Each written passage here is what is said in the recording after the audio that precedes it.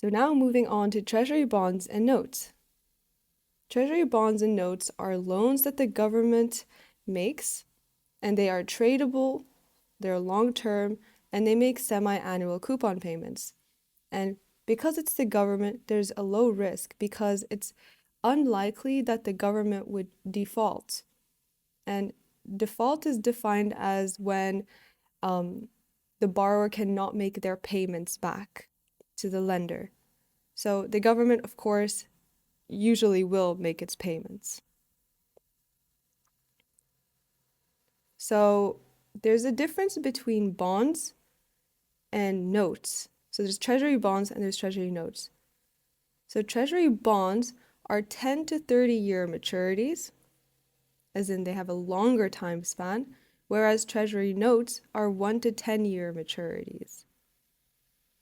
Both can be purchased for as low as $100, but more commonly they're issued for $1,000. So let's say now another example. Let's say there's a par value of $1,000. The coupon rate is 2.25%. That means 2.25% times 1,000, it pays a 22.5 coupon per year.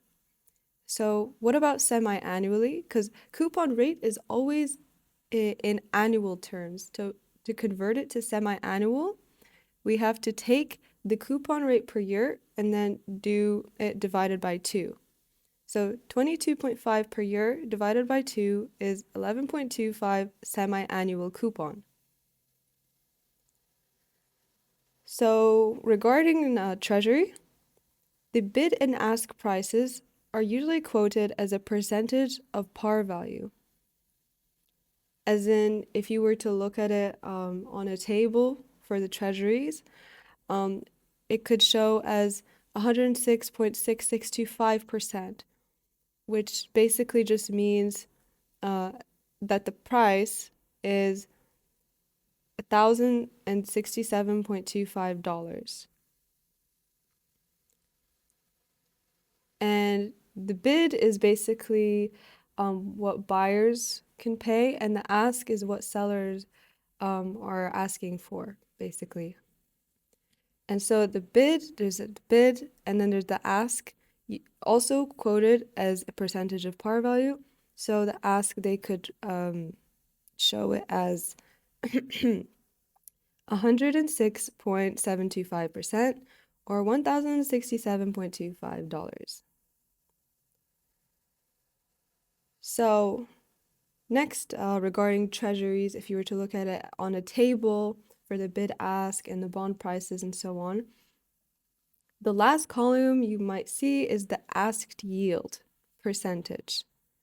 And the asked yield is the yield to maturity on the bond based on the ask price. So remember that yield to maturity is a measure of the return or average rate of return of a bond if an investor, first of all, pays at the ask price, and second of all, holds it to maturity. And we will talk about the yield to maturity more often and in more depth later.